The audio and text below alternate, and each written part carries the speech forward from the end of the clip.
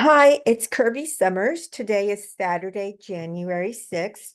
This is a continuation of the ongoing document drop from Virginia Giuffre's 2015 defamation lawsuit against Ghislaine Maxwell.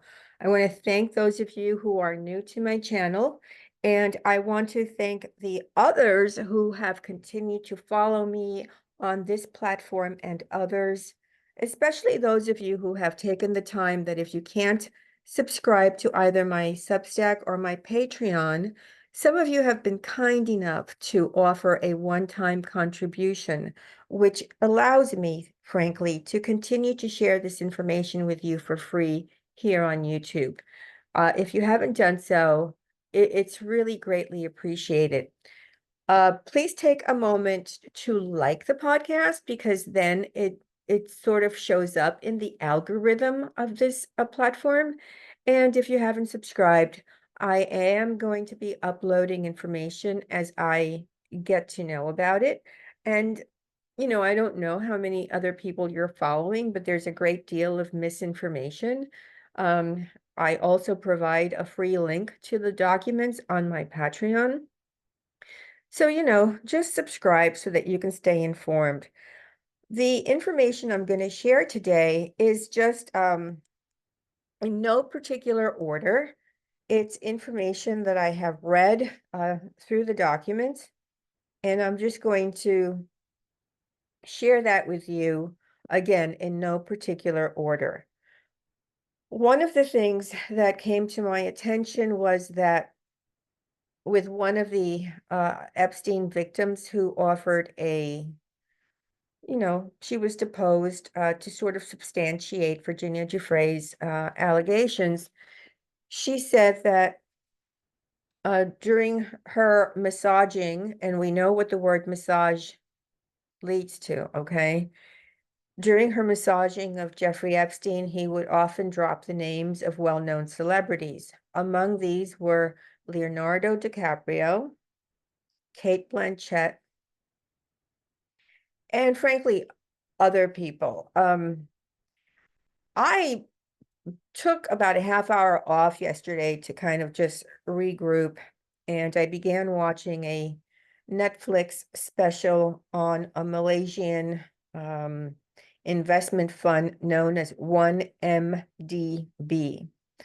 It involves someone by the name of Joe Low, who became very friendly with Leonardo DiCaprio, in fact, paying him as much as $250,000 to attend his parties.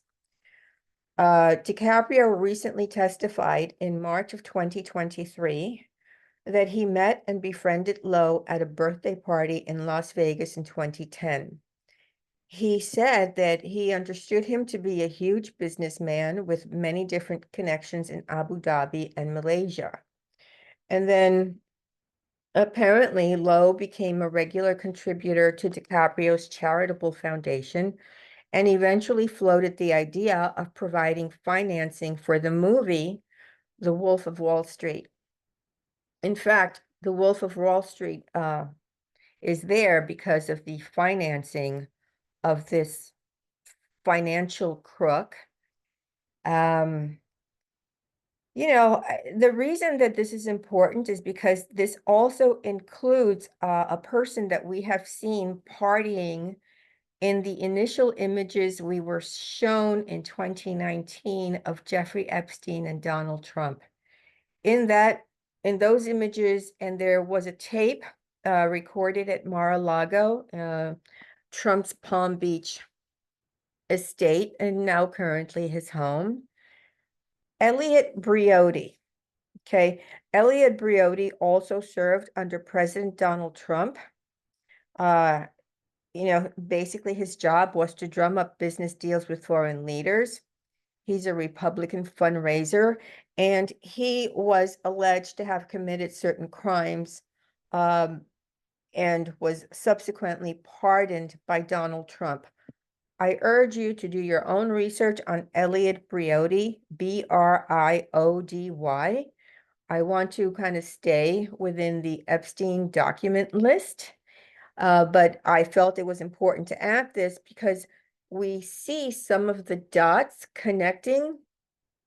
The other person that I just want to briefly say something about is the very famous and well-known actress Cate Blanchett. She is someone who, number one, named one of her sons Roman after Roman Polanski.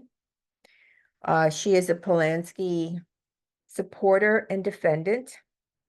Apparently, according to Jeffrey Epstein, she had numerous phone calls with Epstein.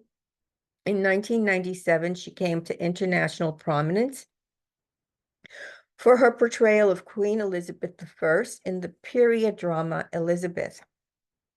She starred in about 8 movies with the now disgraced movie producer Harvey Weinstein. We have a lot of the same names: David Boies, David Boies, David Boies. You know, David Boies, by the way, defended the mean people, the crooks in the 1MDB scandal, also providing muscle and threats against the people who were testifying against these criminals and the journalists. In fact, there were some suspicious deaths during that. And, you know, I mean, the David Boies connection to the Jeffrey Epstein victims should stay uppermost on your mind. We know that J. Stanley Pottinger is now a confirmed CIA asset. So, you know, Bradley Edwards was the conduit that allowed David Boies and J. Stanley Pottinger to infiltrate the lives of these Epstein victims. That was not by chance, okay? To get back briefly to Cate Blanchett, who has put out a statement alleging or stating that she had nothing to do with Jeffrey Epstein. I'm not taking anything anybody says at this point at face value. Every single person, Les Wexner, Leon Black, the bankers, everyone has pushed themselves away from a relationship with Jeffrey Epstein. I'm not saying that Cate Blanchett is involved in human trafficking, but I'm just saying that there are many people who knew him, may have known about the trafficking, may have known about some of the illegal activities. I want to one more time state that this is about one victim. This is the testimony of one victim. Her deposition and the deposition of another victim or two to substantiate her claims in a very small window of time, approximately 2 years, just slightly above that. He had a 30-year plus crime spree. We are looking at a tiny window, all right? And yet, via this tiny window, we can see who was in Jeffrey Epstein's circle. Cate Blanchett was also in Woody Allen's movie Blue Jasmine. It came out in 2013. We know that Woody Allen was a frequent visitor and friend of Jeffrey Epstein. The other name that popped up, which I have told you about many times, and I pretty much tweeted this in my previous account, which disappeared in November of 2022, was Hillary Clinton. It is alleged that she went to the island. And again, I want to preface this by saying that the abuse did not just happen on Epstein's island. It happened in all of his homes, in his cars, on his planes. So it's not just, quote, the island. But Hillary Clinton is alleged to have visited Jeffrey Epstein's island at least 6 times. I also know from previous research that Jeffrey Epstein would allow Bill and Hillary Clinton to stay on his property in New Mexico. One of the victims, Sarah Ransom, also said that she had photographs of Bill and Hillary Clinton on Epstein's island. She did not know, when she retained the services of David Boies, that he was the attorney for Bill and Hillary Clinton.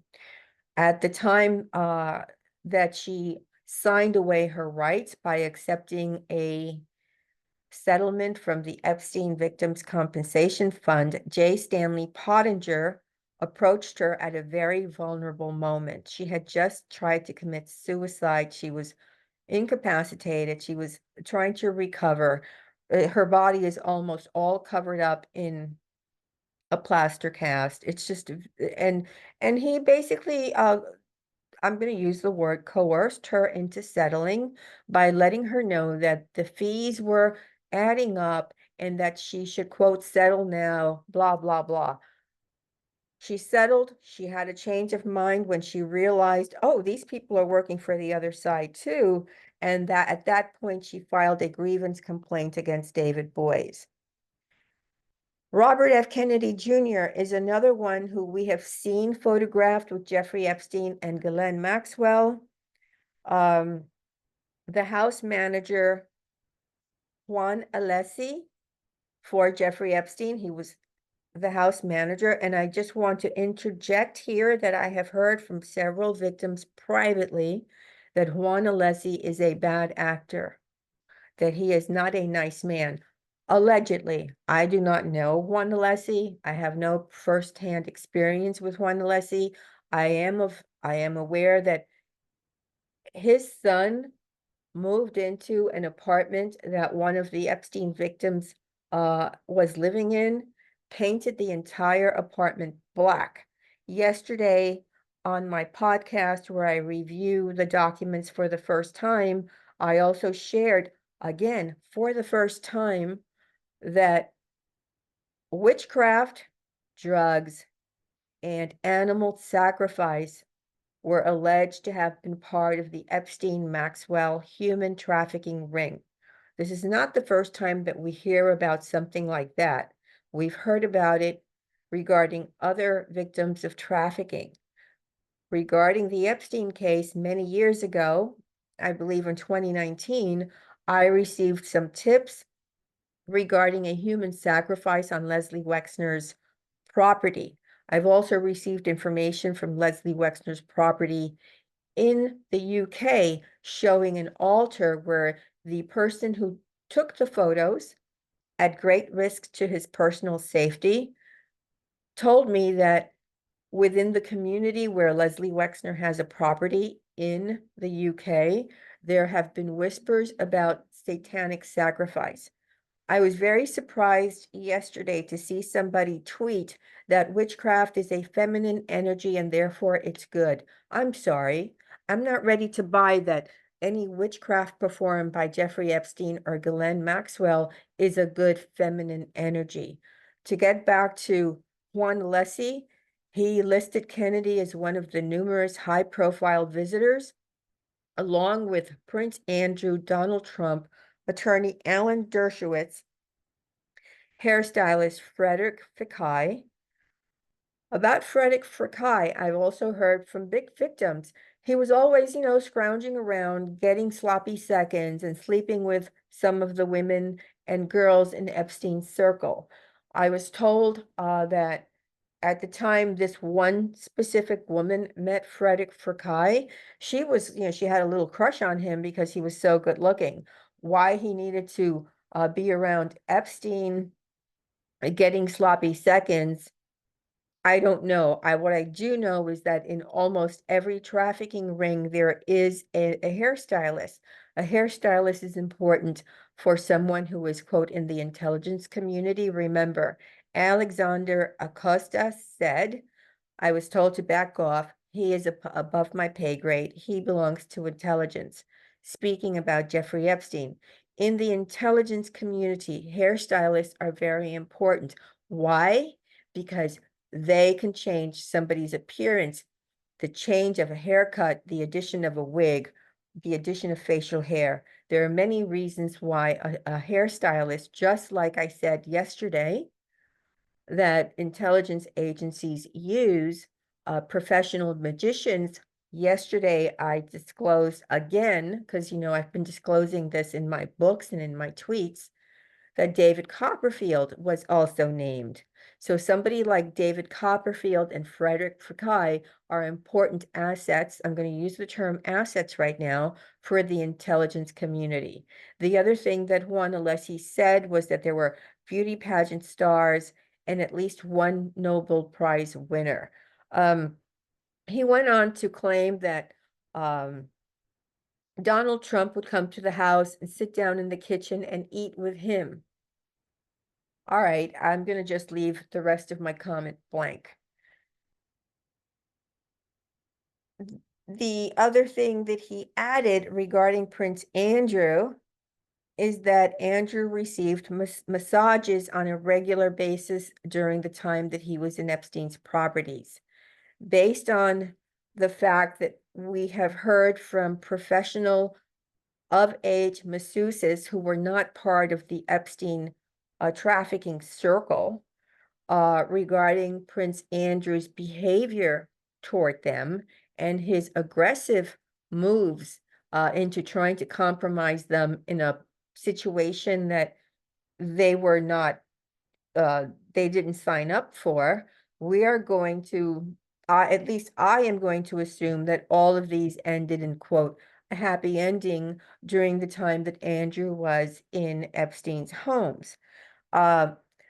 Getting back to Kennedy for a second, he acknowledged in a television interview in December that he flew on Jeffrey Epstein's jet. He then went on to kind of distance himself by claiming and I'm paraphrasing his words. My wife had some kind of relationship with Ghislaine Maxwell and they offered us a ride to Palm Beach, so I went. Mary Kennedy, by the way, died of suicide in 2012. Her family believes that he had something to do with her death. I have gotten a lot of messages beginning a couple of years ago when I posted this information. He used to keep a diary showing who he hooked up with and what happened. He rated the women. He did this during the time that he was married. It was actually even, I think it was posted in the New York Post years ago. And she, again, is alleged to have died by suicide, something around her neck. We have seen this before. He later married Curb Your Enthusiasm star Cheryl Hines. The other name is really interesting, and that is Sandy Berger. Sandy Berger is former President Bill Clinton's, he worked with him in the White House as the U.S. National Security Advisor. Adriana Ross, one of the initial women in the circle of, I believe, 4 or 5 women who were given immunity, which later extended to almost everyone in Epstein's circle. She was directly asked in a deposition if she was aware that President Bill Clinton's former U.S. National Security Advisor, Sandy Berger, had called Jeffrey Epstein within 3 weeks of the 2005 police search warrant, and whether or not Berger, who, by the way, died in 2015, had tipped off Epstein about the raid. We know from the footage that we have seen and the photos that we have seen that the computers were wiped before in Palm Beach before the police arrived. So yes, Jeffrey Epstein was tipped off. The question becomes whether or not it was Sandy Berger. You know, I mean, these people have high clearance positions. They would know. That means that whatever was going on with Jeffrey Epstein was being closely monitored by the top politicians in our country with direct connections to the presidents who run the United States. I mean, this is all very disturbing. We're going to keep seeing documents drop in the next couple of days. I think that's going to start on Monday. One more time, it was said that former Prime Minister of Israel, Ehud Barak, is alleged to have been among the many men with whom Virginia Giuffre was instructed to, I'm going to just use the words, make happy. I mean, there's a lot of information. There's a lot of areas, nooks and crannies. This is still a very developing story. A lot of these names we have heard from before. They include the names of scientists, politicians, Hollywood actors. It's important to note that all of those professions are again connected to intelligence and how our countries, plural, are run. There's just times that I'm completely caught off guard by.